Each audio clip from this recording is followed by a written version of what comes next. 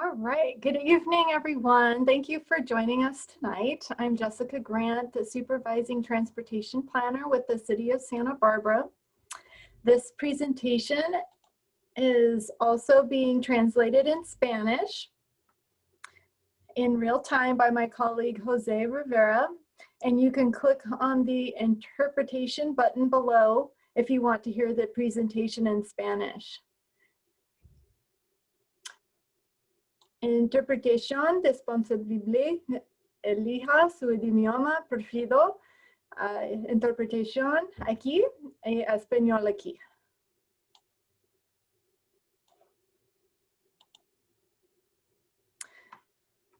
And again, you do not need to have your cameras on or your personal audio on during this, our presentation. And tonight we'll be discussing the concept of community Paseo corridors, and specifically the community Paseo that focuses on getting from the West Side to downtown and then subsequently the East Side neighborhood. Who we anticipate on this webinar tonight is residents living along the project route, as well as other residents in the neighborhood that have expressed an interest in the project. This presentation is being recorded in case any of your neighbors cannot attend.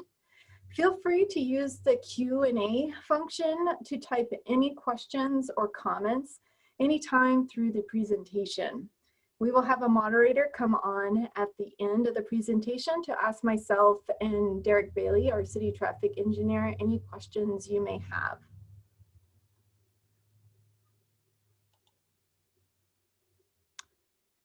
The concept of the Westside Community Paseos project came from the City Council adopted 2016 Bicycle Master Plan, and the need for residents, Westside residents, to have a strong route not only within their neighborhood, but from the West Side to downtown.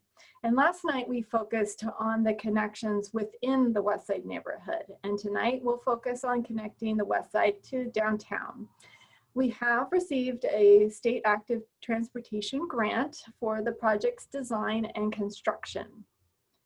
The project scope of work was modified and documented in the council adopted Westside Neighborhood Transportation Management Plan back in March of this year to change the original route from Chino to San Andres and Gillespie streets after further traffic analysis determined that too many vehicles would need to be diverted from Chino onto the neighboring streets. In May, we received a scope change from the state, and then we moved into design for the entire project route.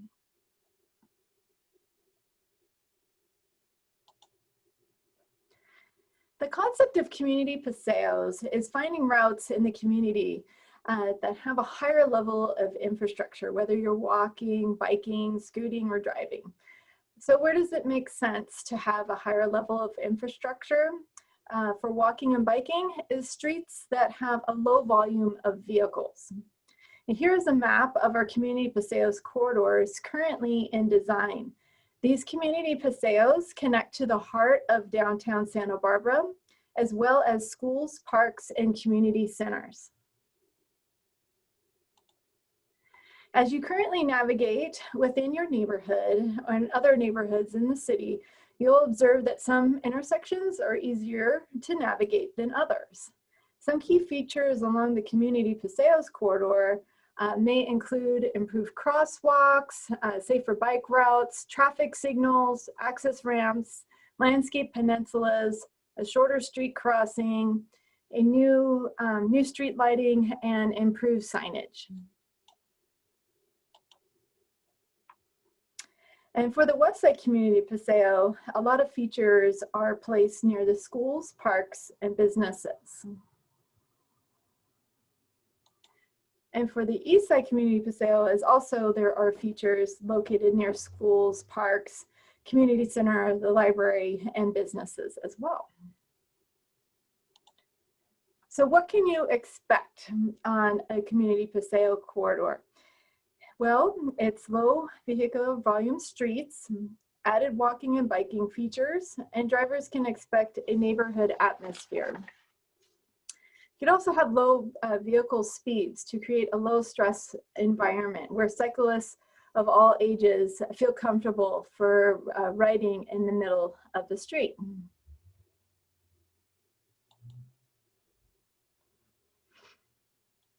Currently, the project is in the design phase with construction anticipated in 2022, just like the Eastside Community Paseo project. And tonight we'll specifically focus again from getting from the west side to downtown with the primary features along Castillo and Sola streets. We will go through features 6 through 8 on this map tonight, and we'll discuss the connection also to Santa Barbara High School. So let's begin our journey leaving the Westside neighborhood, going over the Mitchell-Torena Bridge at the intersection of Mitchell-Torena and Castillo. Going south on Castillo, you will have two options. Option 1 is taking the existing on-street bike lane on Castillo into downtown, as indicated here. Option 2 is taking a new on-street bike lane on the east side of Castillo. You would use this lane if you're planning to connect directly to Sola Street, and this lane removes the conflicts with vehicles wanting to continue straight on Castillo. So from my cursor, if you're coming from the bridge, you would make this movement.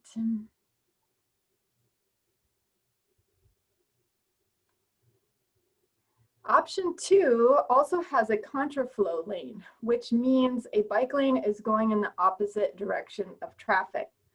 This allows a cyclist coming from downtown via Sola Street to not have to ride up Bath in Mitchell-Torena and ride in the roadway where traffic volumes are higher.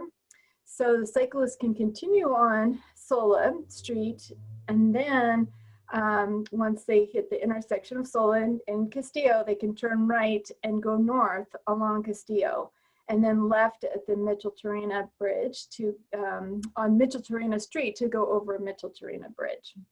The existing traffic signal will be modified to include this left turn movement.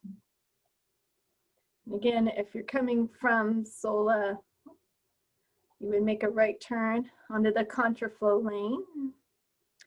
And then this is right at the intersection of Mitchell-Torena and Castillo. And then the signal will be modified, and then you would make this movement on Mitchell-Torena to go over the bridge.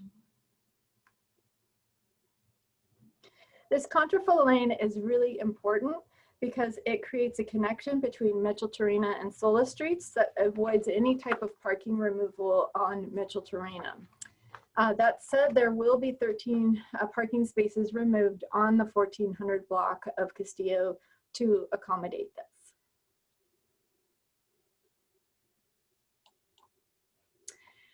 Now let's travel east along Sola Street into downtown. There will be 4 new traffic signals installed along Sola corridor at Sola and De La Vina, Sola and Chapala, Sola and Anacapa, and Sola in Santa Barbara. This will help improve traffic flow for both cyclists and vehicles.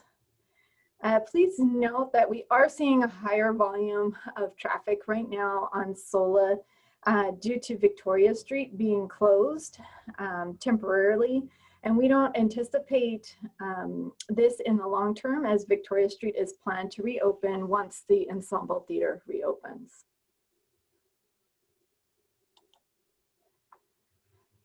Now let's focus on some intersection features, starting at the intersection of Sola and De La Vina streets. At the corner, you'll see a mix of residential, offices, and the Upham Motel. Besides the traffic signal being installed there, a traffic diverter will be installed. So vehicles traveling eastbound on Sola will have to turn right onto De La Vina. And vehicles traveling southbound on De La Vina will not be able to turn on Sola Street. This helps reduce the amount of vehicular traffic along Sola. Sola is generally a low volume street, but once traffic signals are installed and the traffic volumes and speeds will likely increase, like the most other busy downtown cross streets that we have. The diverters will prevent traffic volumes from increasing, keeping Sola Street as a neighborhood street. Also note the diverters are designed so fire trucks can maneuver around them. As a cyclist, you'll see the green roadway paint that will help you navigate and better position yourself as you cross the intersection. As a pedestrian, the intersection crossing will be shortened, reducing the amount of time you're in the roadway. Parking will be removed on Sola right at the intersection, but will be replaced on De La Vina, so there is no net loss of parking.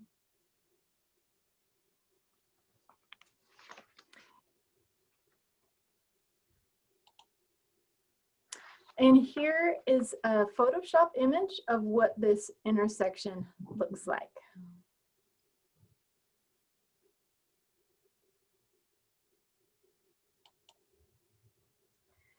Moving past Sola and De La Vina intersections, you will pass the new traffic signals again at Sola and Chapala, Sola and Anacapa, and Sola and Santa Barbara. Now let's focus on the intersection of Sola and Santa Barbara, which is adjacent to Alameda Park.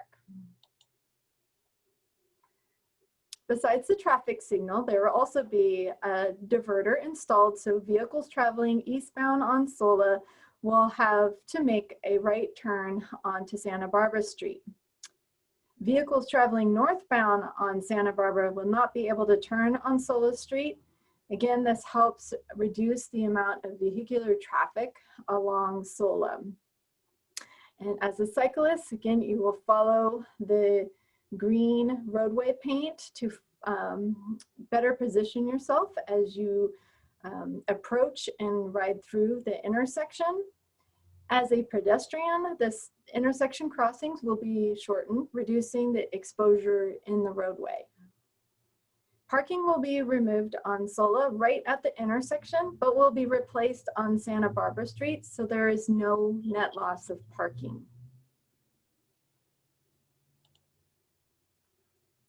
Here is a graphic that shows the parking removal and replacement. So we have a one space proposed to be removed here, and that's right adjacent to Alameda Park, and another one right at this location. But we are able to gain 4 new spaces at this location on Santa Barbara Street. So in this example, we have a net gain of 2 parking spaces.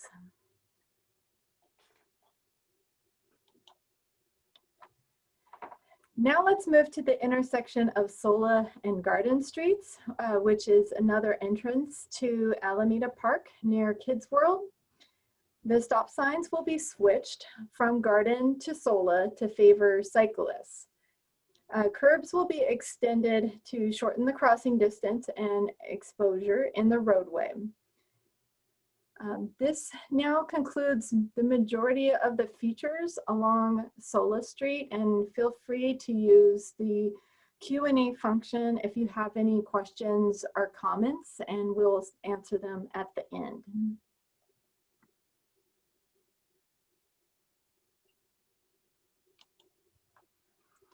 Continuing traveling east on Sola towards Santa Barbara High School, we are recommending cyclists take the neighborhood route going through Panchinita Place, Victoria Street, Alta Vista Road, and Anapamu. If you want to connect to the east side, you can go from Anapamu, then on to Nepal Streets. We call this the wiggle.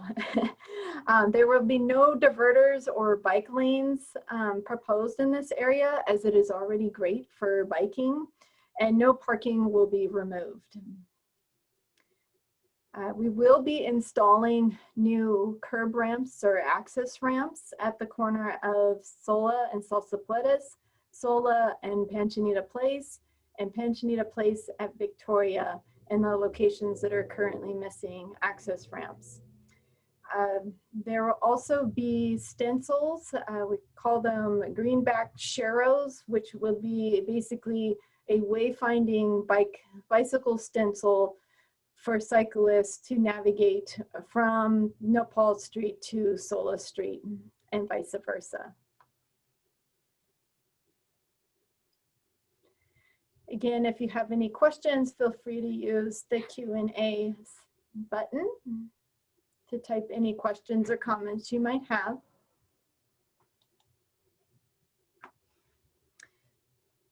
Now let's look at the intersection of Nepal and Canon Perdido Street. This is actually part of the Eastside Community Paseos project, but we did want to highlight this intersection as residents were noticed on Nepal Street that may be attending this webinar and interested in this improvement. As you all know, this is a very highly used crossing for Santa Barbara High School students, especially during the lunch hour to get to Milpas Street. And we've heard from the community to have a very visible and safe crossing here. The project includes installing rapid flashing beacons and curb extensions. The rapid flashing beacons will cue drivers in advance that there are pedestrians in the roadway. The curb extensions will also be installed to shorten the crossing distance for those using the crossing. This concludes the downtown neighborhood portion of the Westside Community Paseos project. We hope to have a project design update webinar similar to this for the Eastside Community Paseos project before the end of the year. Other Paseo networks that we're evaluating right now is State Street, which is the spine of the bicycle network. With COVID, you are currently seeing a State Street that is different from the pre-pandemic times. And over the next few months, the city will be evaluating what State Street looks like in the interim that we estimate maybe in around a 3-year period. And then what would it might look like in a post-pandemic world.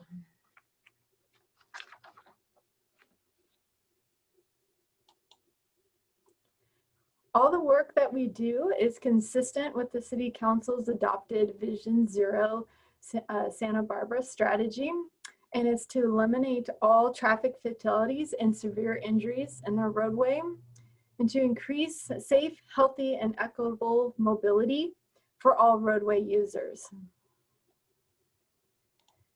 Thanks again for attending the webinar tonight. With that, we'll have our moderator hop on and read us any of the Q&A questions that we had or feedback for Derek and I to respond. And thank you so much for attending with us tonight. Okay, looks like we received quite a few questions. So the first question that we have is, what is a landscaped peninsula? Great question. It is basically like extended curbs in a mid-block of a street where we would put trees or plant trees in each of those curbs. So kind of an extended planter. And then in between it will narrow the roadway, but enough for a fire truck to get past. But still, it helps to slow traffic down. We do not, as far as the landscape peninsulas, we are not using those. In this one, we are proposing some in the Eastside Community Paseos. Is there anything else you'd like to add, Derek? Just that the extensions with the trees in them, there'll be actually enough room for 2 directions of travel to narrowly pass one another, and there'll probably be a speed hump in between the trees to slow traffic down.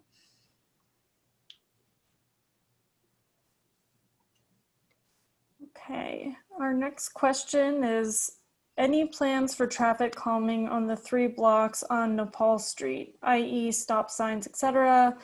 Nepal struggles with students speeding down the street.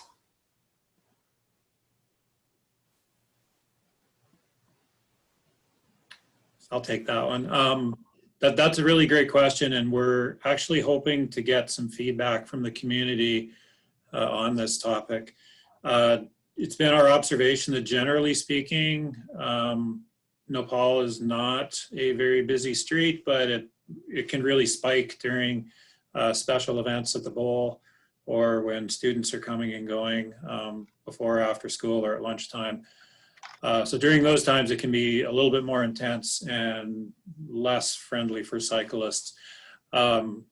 Stop signs probably wouldn't work very well. I don't think stop sign compliance would be especially good. So we probably have to look at something like the landscape peninsulas, like are planned for Aliso Street, or just speed humps. But we'd really appreciate to hear from the community what you think about those ideas and whether or not something like that should be incorporated into the project. Okay. Our next question is, why are there 3 bike lanes designated for Castillo Street? You want to go back to that slide, Jessica? Yes.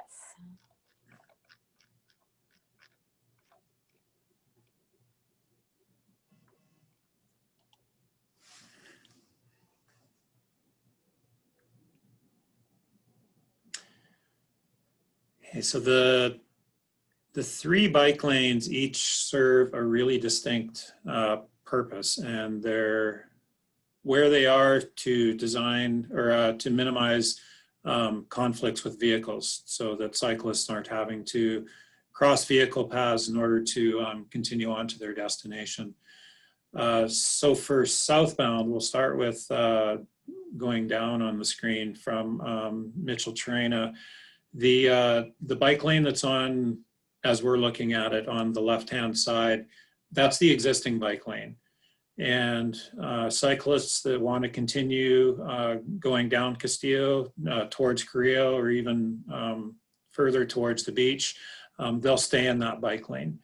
And so what we don't want to do is to make them cross vehicle paths in order to continue on where they're going to go. That would be definitely less safe.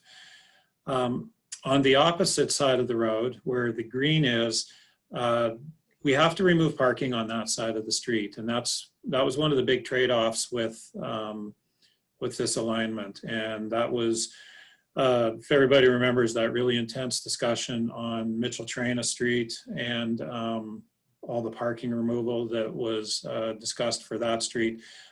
We heard loud and clear from the community that parking removal on Mitchell-Traina Street just wasn't acceptable. So this half block, or one side of the street on Castillo, is the way to get the bike route to Sola. So because we have to remove parking on the east side of the street between Sola and Mitchell-Traina, that's where the contraflow bike lane is going to go. So that's the one that's going to come up from Sola towards Mitchell-Traina, and then they would turn left to go over the Mitchell-Traina Bridge. There's also enough room for another bike lane right beside it. I think that's the third one that people may be curious about. Having that bike lane where it is gives cyclists an opportunity to get over to that side of the road, so when they get down to Sola, they don't have to cross traffic in order to get onto the Sola Street Paseo.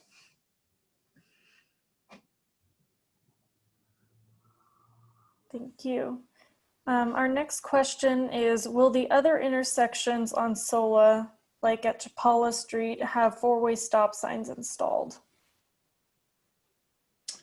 So I'll start at Bath Street and I'll work my way towards the east side.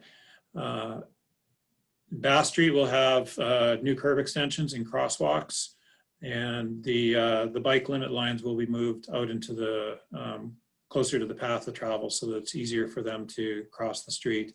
De La Vina will be a brand new traffic signal. Chapala Street will be a brand new traffic signal. There's an existing traffic signal at State Street.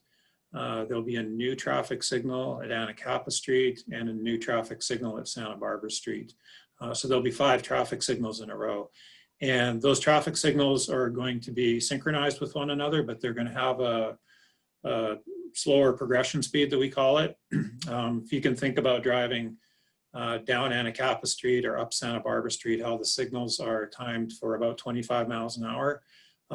These signals will be timed for about 10 to 12 miles an hour. So something more in line with how fast a cyclist will be traveling so that they hit the green wave. Thank you, Derek. Our next question says, if you are coming from Castillo, you have to cross diagonally across a lane of traffic.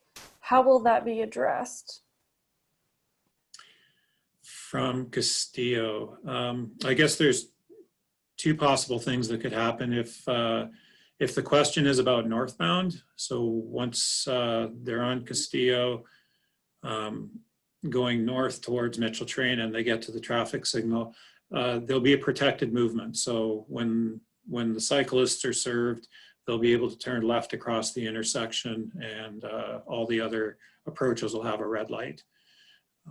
If it's down at the Sola Street intersection, that's really the purpose of that 3rd bike lane, is so that cyclists don't have to cross that through traffic on Castillo Street. They can slip right into Sola Street.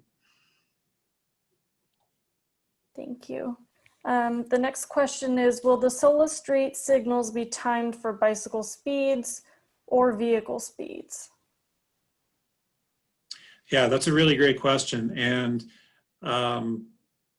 back when the Mitchell Traina Street versus Sola Street discussion was happening, you know, the community was pretty loud and clear that they thought that Sola was a better alternative. But the challenge on Sola Street was these intersections: De La Vina Street, Chapala Street, Anacapa Street, and Santa Barbara Street. And so in order to make Sola a really attractive and efficient route for cyclists, it was decided traffic signals would be the best form of traffic control at those intersections, and timed in a way that cyclists can bike from one side of downtown to the other without having to stop. So yes, they'll be timed for bikes going around 10 to 12 miles an hour. That'll be the progression speed. Thank you. This is a similar question, or it's on the same topic. It says, will the signals include bike-only timing to address vehicles turning across bicycle movements? The signal shown in this graphic here at Castillo Mitchell Traina, that as you're coming up Castillo, and if you want to turn left to go towards the Mitchell Traina overcrossing, that'll be a protected bike-only timing movement. The rest of the signals going across Sola Street will just be mixed flow. Thank you. The next question says, I'm curious about the roundabouts on Sola. Will you be removing them as they are dangerous for bike riders? There's no plans to remove them. Generally, the traffic circles seem to be working well. I know there's some concerns with the one at Olive, but just generally speaking, they seem to be working well, and I think it'll actually work pretty well for cyclists. But we'll definitely keep an eye on it once it's built, and make any modifications if necessary. Thank you. The next question says, can you state which streets wiggle to SBHS going from west to east? West to east. Okay. Let's see. You want to take that, Jessica, or you want me to? Yes, I just want to have just to confirm. Yes. Okay. So from west to east, am I going the right direction? East. So Sola Street, and then this is Panchinita, And then this is Victoria. This is Alta Vista. This is Anapamu. So that's one of the main entrances for Santa Barbara High School right here along Anapamu, and then to Nopal. And I think it's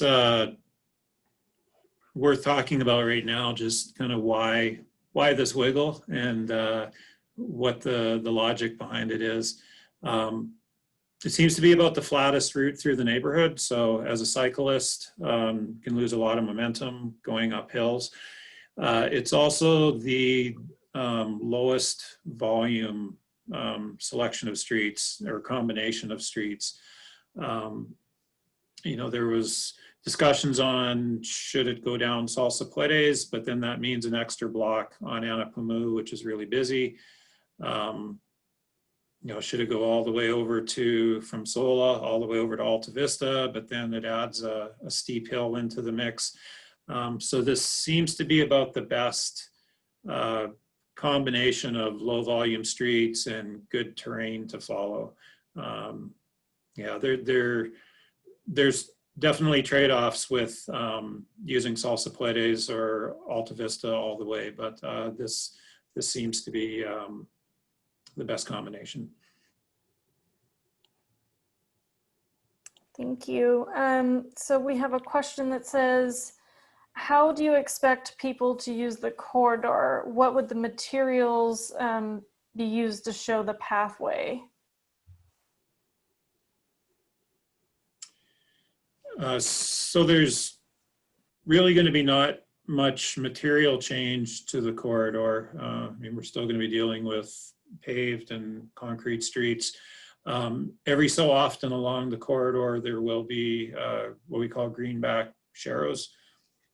So just some green markings on the road that are maybe about 4 feet wide by 10 feet long, just to kind of guide cyclists along the corridor and just encourage them to position themselves properly in the driving lane and just to reinforce to drivers that it is a cycling corridor.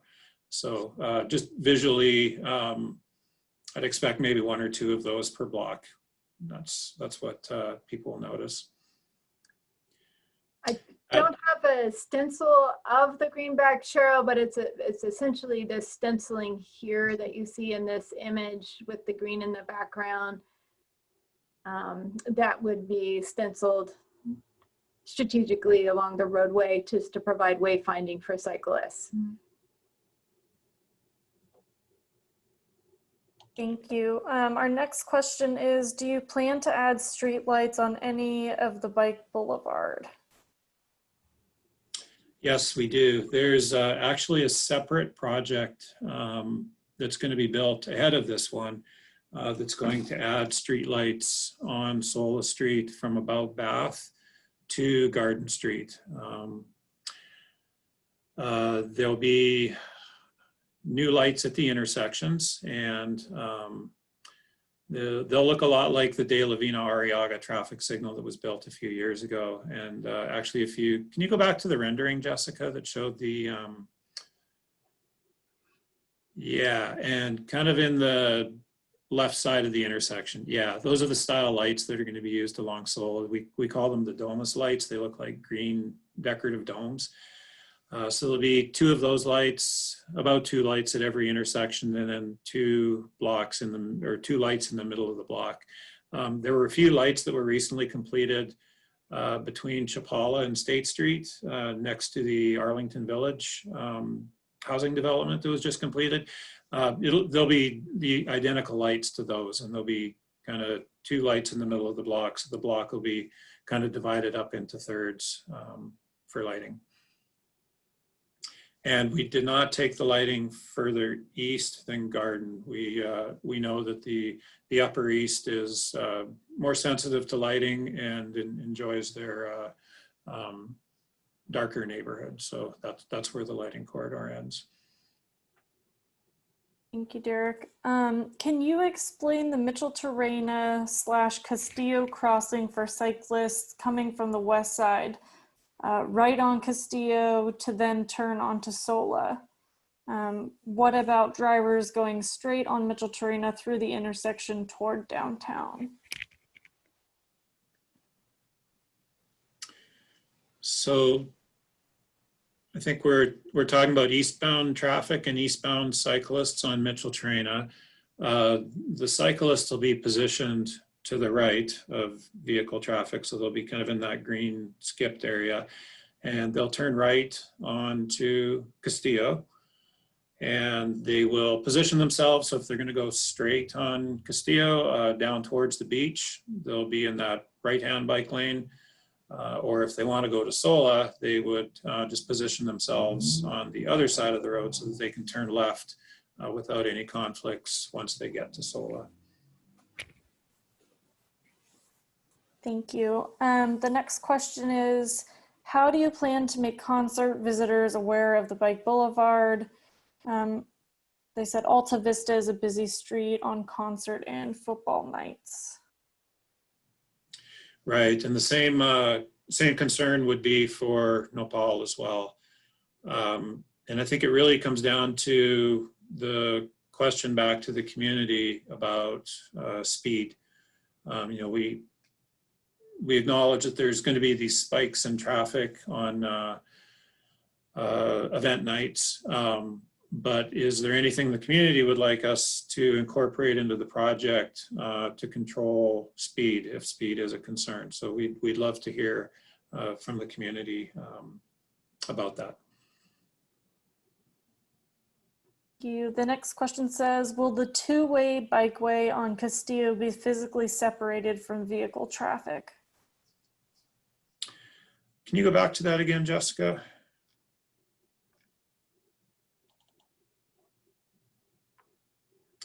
Yeah, that's a really good question. So when these graphics were created in 2016, I think they were created when we prepared the grant application and showed these to the community. At the time, we were not contemplating any kind of separation between the through vehicle lane and those two green bike lanes on the right. We're starting to rethink that though, and this might actually be a really important location to have separation. And I think one of the things that we could struggle with if there's not separation there is getting drivers parking and delivery vehicles stopping in those bike lanes. We're evaluating this right now, but what we may have to do is narrow each of those bike lanes slightly in order to create a bit of a buffer between the through traffic lane and those dual bike lanes in green, so that we could put some separation and some kind of delineator in that area so that vehicles don't get into those bike lanes. Katie, before you give the next question, I just wanted to pause for a moment. So in the event, if you have additional, again, feedback for us that's besides questions and anything that relates to your experiences along this corridor, again, please reach out to me either via phone or through the email Westside Community Paseos at santabarbaraca.gov. We have been already receiving great emails from residents, and it's something we really appreciate that is good to have before we move into final design for the project. So please feel free to contact me. All right, Katie, next question. Our next question looks like this might have come up a couple times. It says, what is the expected volume of bicycle usage?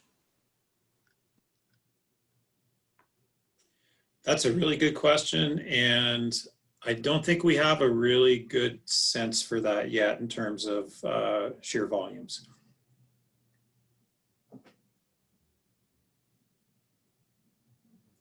I think some of the things to consider too is how the bike network builds out over time. The more that these pieces start fitting together over time, we will expect usage to go up. as a standalone route. Sola may not be used quite as well, but once it starts connecting to the west side, once it starts connecting to the east side, and certainly as we continue to discuss the future of State Street and just what that's going to look like in the future too, that would be a major hopping on, off and on point for Sola. So kind of as these pieces get added on over time, I think use will just continue to increase. Thank you. Our next question says, at intersection 7, it appears that the westbound bike lane crosses vehicle lanes on the east side of the intersection. Is that correct?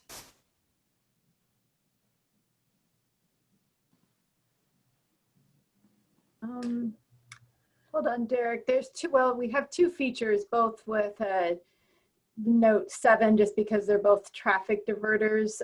Maybe I'll show both of them. Could you repeat the question, Katie? Yeah, let me see.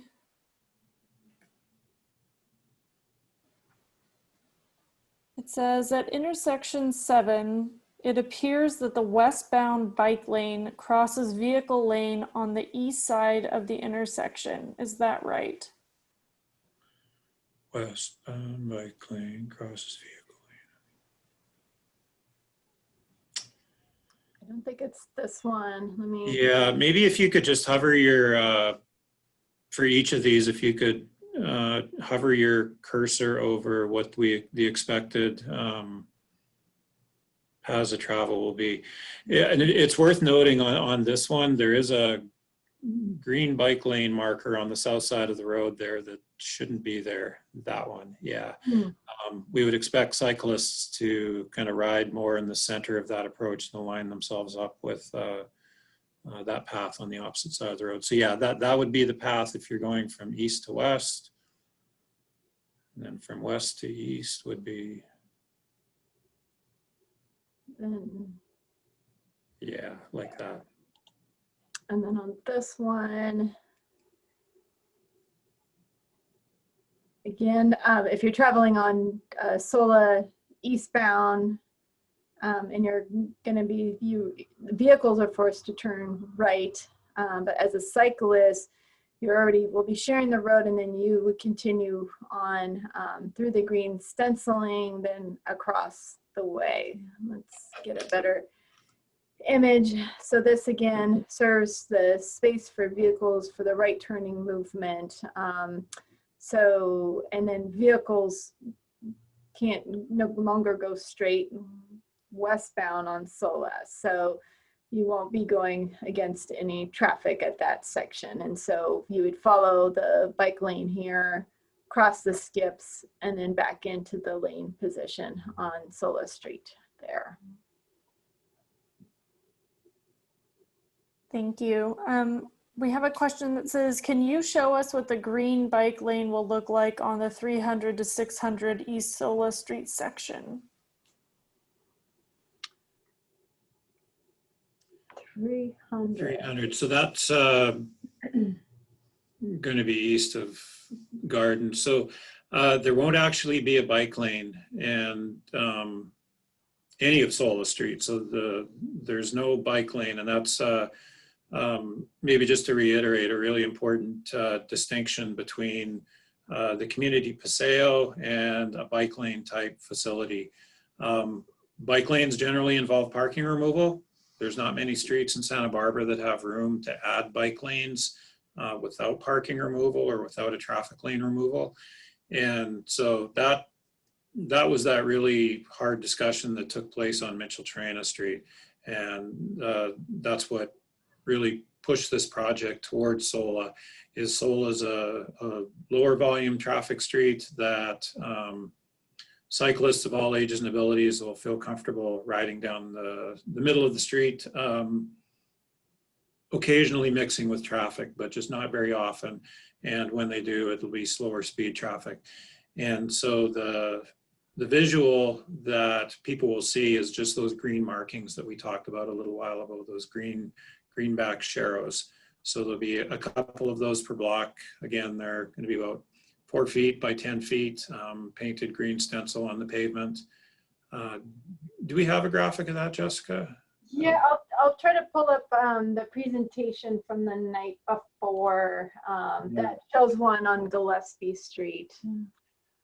Yeah, so in the meantime, maybe we can answer another question and come back to that, though. I think it'd be good to show what a greenback sparrow looks like. So another question we have is speeding is a problem on Alta Vista between Anapamu and Victoria. Will any traffic calming devices like speed bumps be installed to protect cyclists and pedestrians? Really good question. Again, I think we'd love to hear from the neighborhood on that one. Both Alta Vista and Nopal that we talked about.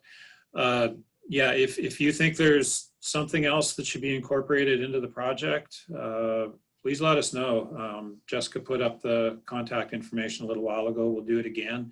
But yeah, if you have any ideas, let us know. It's not too late to, there it is, not too late to add some really important safety features like that based on your feedback. Thank you. This is an image. It's a little bit hard to see it in this image, but this is what a greenback sparrow would be. So this was an image that we showed as you're biking along Gillespie. We actually, along Gillespie, will have a raised crossing here that's right adjacent to Harding. But say at the end of the day for school, for kids wanting to bike home or with their families, they would position themselves in the roadway. So there is not a separate bike lane. The cars and cyclists will coexist along the street. How they're able to do that is because the streets are designed for low traffic volumes. So it's really a neighborhood street feel. Thank you.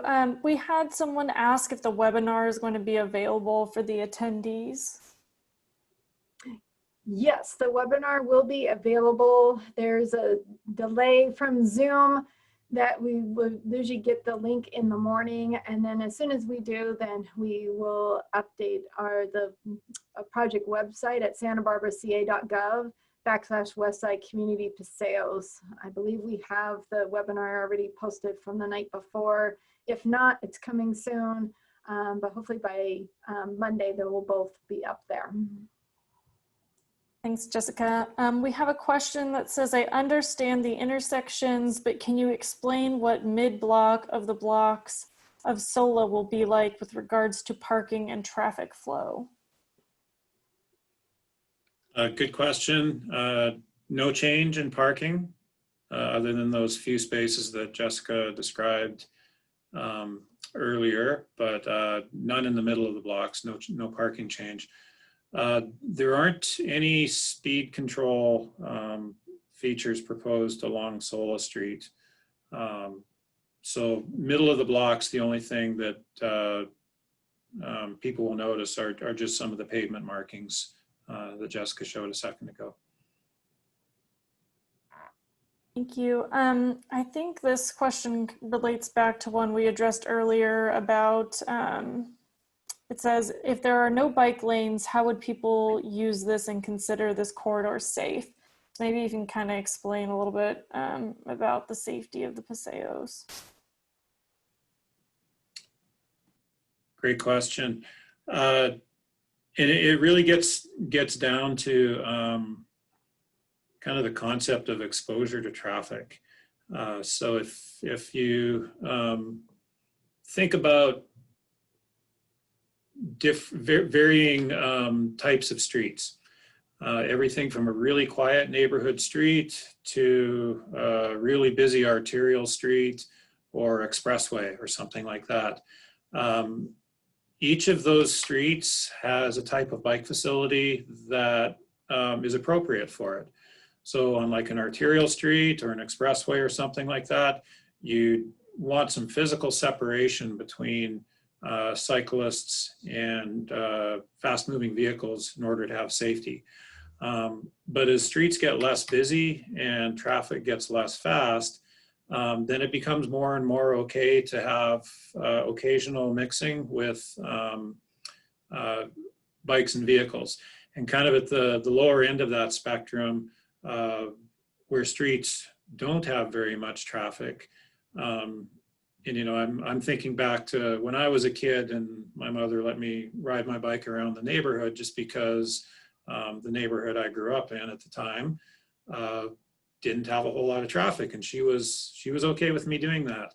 You know, that's kind of the feel that we're trying to replicate on these community paseos, just that they are lower volume, lower traffic speeds, just so that makes people feel more comfortable cycling.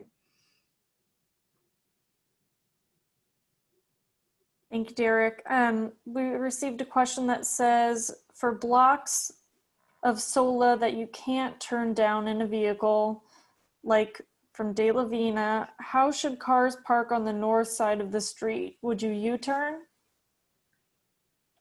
Yeah, really good question. Yeah, it's still a legal two-way street. So when you get to the end of the block, you can make a U-turn if you have a really tight turning radius or a three-point turn, just so you could turn yourself around and park along the north side. Perfectly legal. Thank you. We got a question that says, what would the speed limit be for cars on the Paseo streets?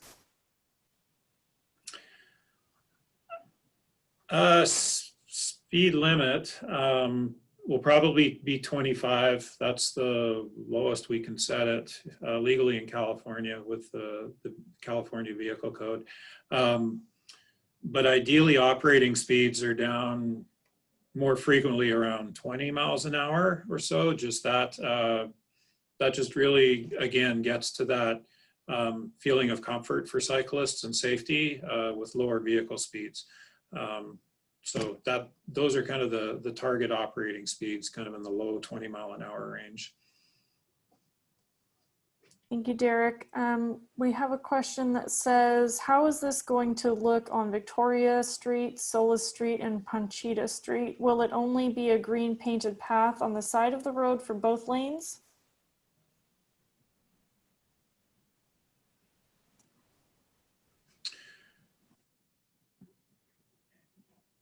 That's Yeah. yep. Oh, go ahead, Derek.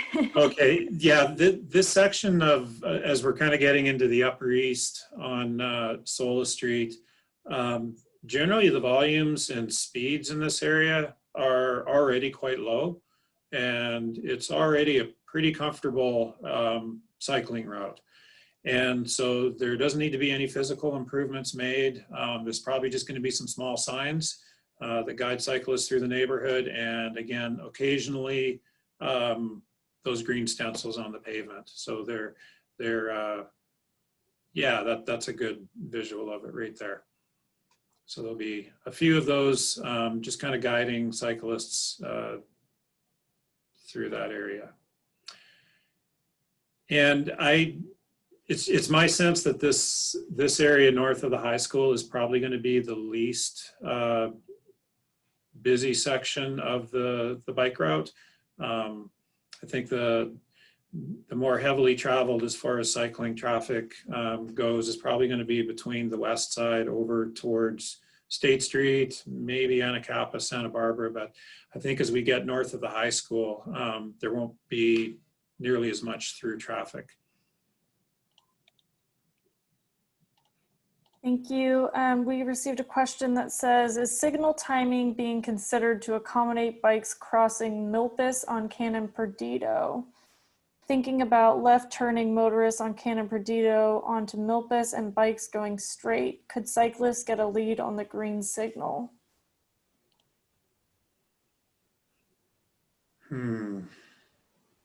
Not the way the traffic signal is set up right now. It would require some pretty significant modifications in order to do that.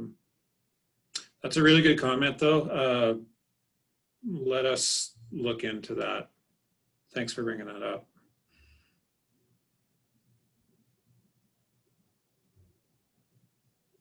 Thank you. It looks like back to one of the questions you might have answered earlier. It says, I meant traveling on bike on Mitchell to Reyna and turning right onto Contra Lane on Castillo. How do we navigate with right turning vehicles turning from Mitchell to Reyna onto Castillo?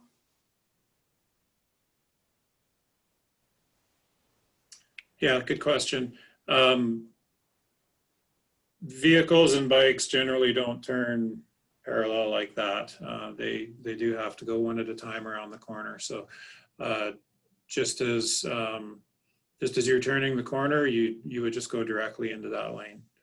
Legally, and drivers don't always do this, but legally as they're approaching an intersection with a bike lane beside them, if they want to turn right, they're supposed to maneuver into that bike lane. That's the intention of the skips approaching the intersections.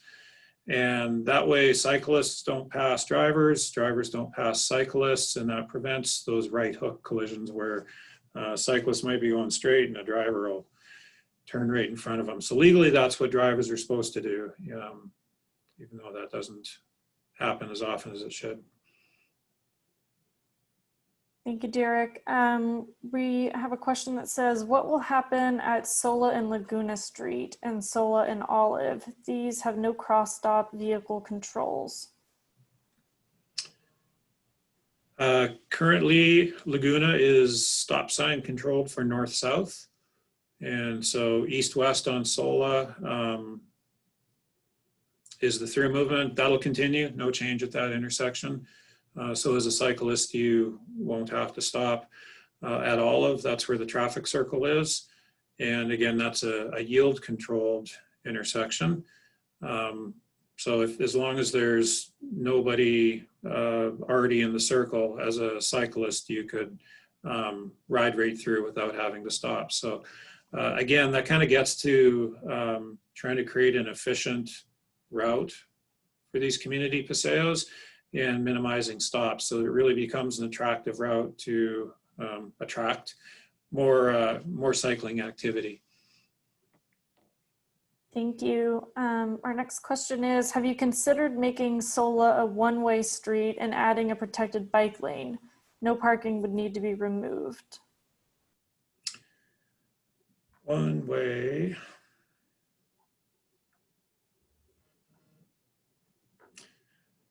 No, we hadn't considered that.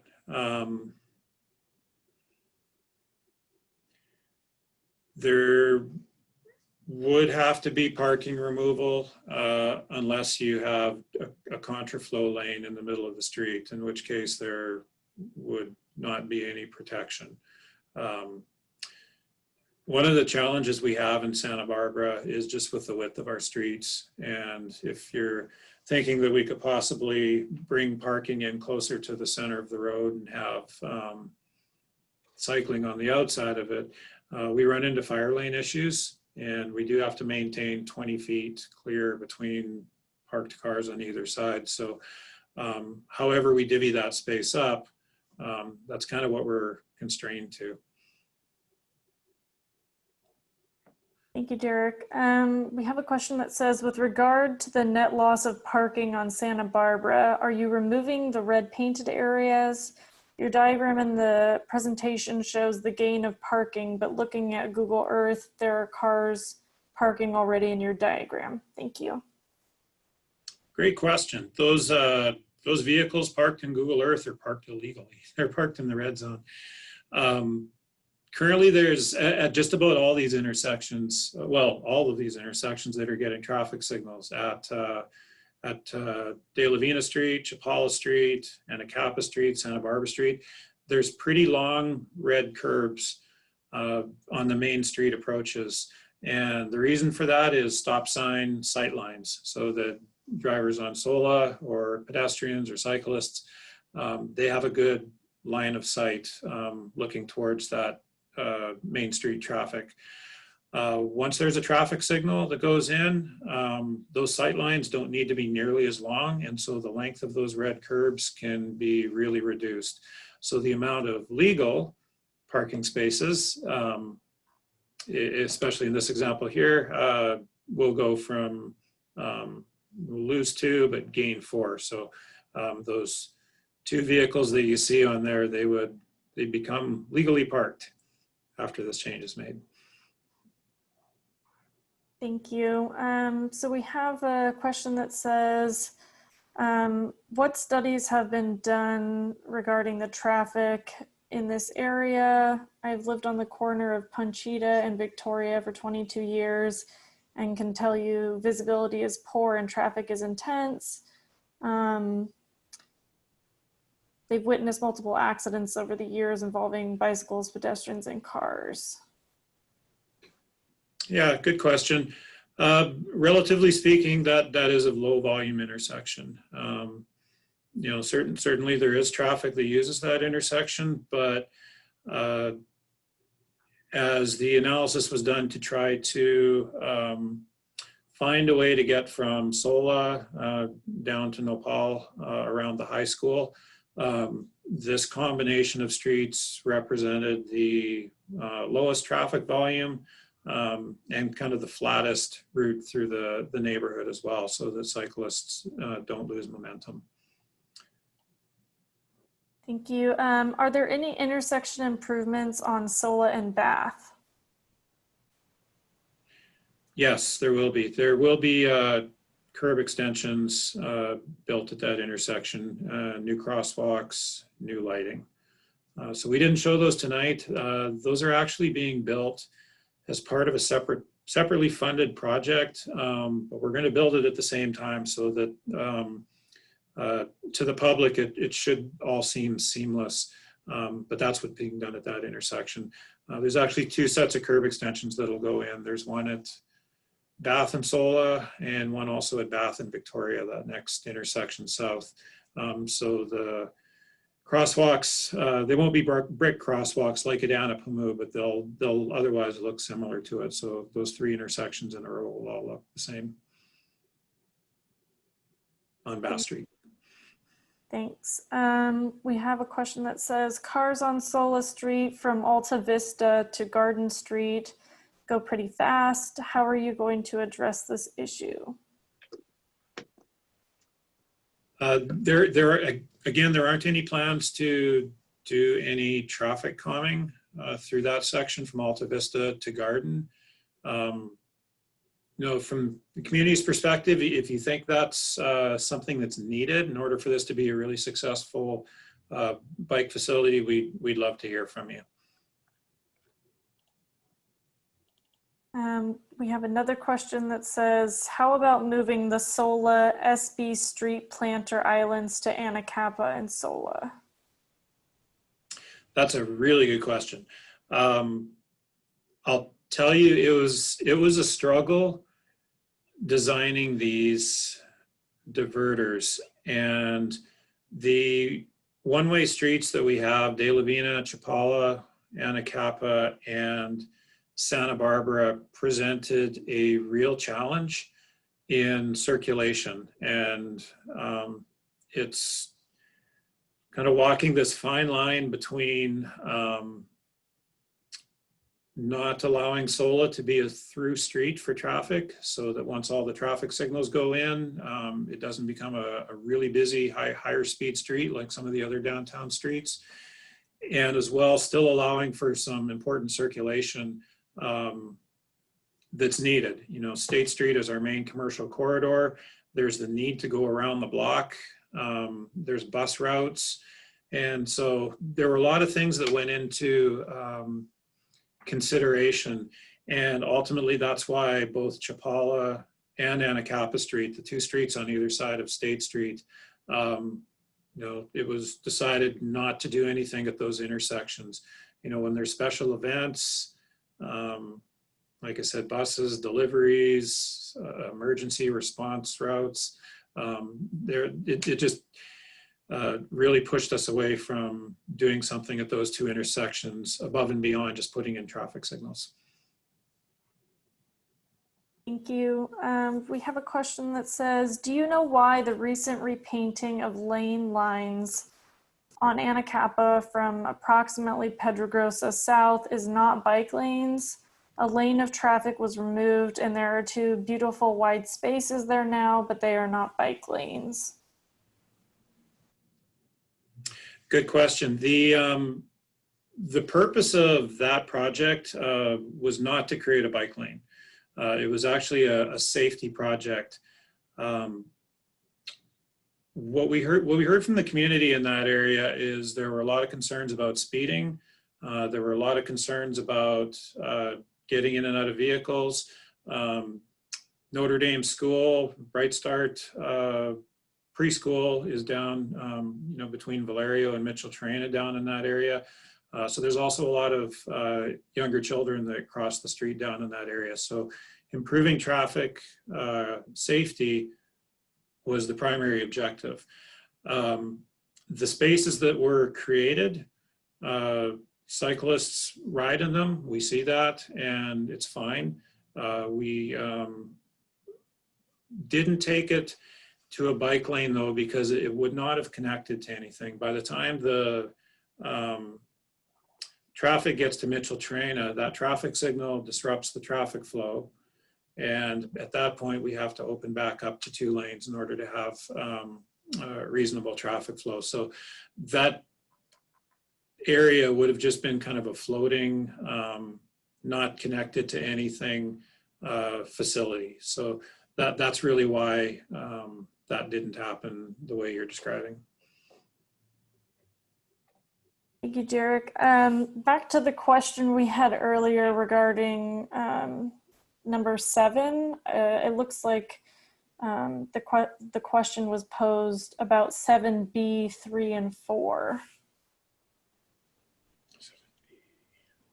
Let me see if I can go back and find the original question.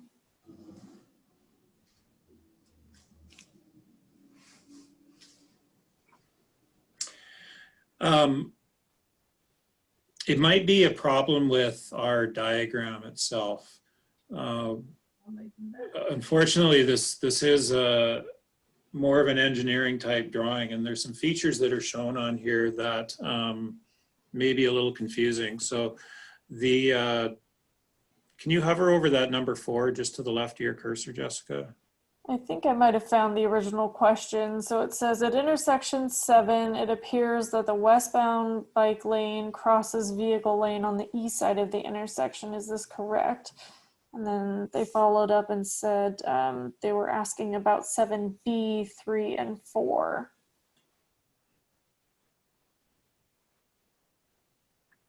Well, if it's at this location, yeah, that little pathway, cyclists will ride on their side of the road until they get close to this, and then they'll deke over and hop on. But just as far as the drawing goes itself, kind of that white or grayish stripe that surrounds the extensions, yeah, that's actually just it's an engineering graphic that just kind of shows some of the asphalt repair that'll happen in there. Hope that's not too confusing for everyone. Looks like we have a thank you for all your hard work on this. Another person said it's really exciting to see this all come together in a comprehensive way. Nice work. I'll make sure I'm not missing any of the other questions. I think we might have touched on this before, but it was a question regarding how much bicycle traffic we're anticipating to get from the project. And I think another question earlier also asked, how do we plan on measuring that? Good question. What'll happen over time is we'll do periodic counts along all of these new facilities shown on the map, just to measure usage. As we talked about earlier, this is a new network in Santa Barbara.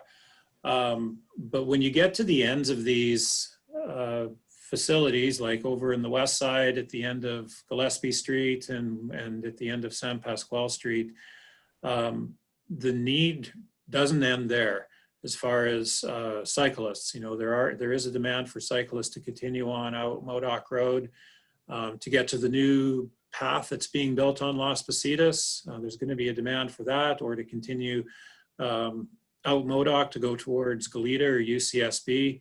And even on the east side, there's still a demand when you get from the bottom of Aliso Street to get over towards Coast Village Road or down to the beach. So just because this network gets built out, it doesn't mean that the connections to the network aren't important. And so work will continue to make those connections even better. And over time, as these connections improve, we expect more and more riders will use these facilities. They do have to get on somewhere. And so if they don't have a good place to get on and bring them into this network, that's a barrier that needs to be addressed. This isn't so much of a question as a comment, but it says regarding lighting, yes, some/all of the new streetlight LEDs are too bright in the wrong color or temperature, like daylight instead of nighttime. If more lighting is desired, this fact needs to be addressed. Thank you for the comment. So that we have a question that says, will you show the intersection of Nopal and Canon Perdido? In my vehicle today, I approached it from the south. I fully stopped, looked both ways, clear, and started out. A very fast moving car honked and swerved. Fortunately, also hit my own brakes. I think you need traffic control westbound on Canon Perdido. Yeah, if you're coming from the south, coming up as we're looking at this graphic, and there was a vehicle coming westbound, there are somewhat limited sight lines on that southeast corner. And so this curb extension will help that. It'll push the parking a little bit further away from the corner, so you'll have improved sight lines. Thank you, Derek. It looks like we have answered all the questions that we've received for now. All right, well, thank you everybody for joining us tonight. We really appreciate it. Those were fantastic questions. And like I said, if you have any additional feedback, feel free to call or reach out via email. And then again, we'll be both posting this presentation on our website. We'll be following up with drawings as well. The next stop for us, you'll see us soon by the end of the year, hopefully, to go to the various design review boards, Architecture Board of Review and Historic Landmarks Commission. This route crosses both the design review board's purviews. So that's where we'll be. So that also provides additional time for feedback as well. So with that, I will conclude.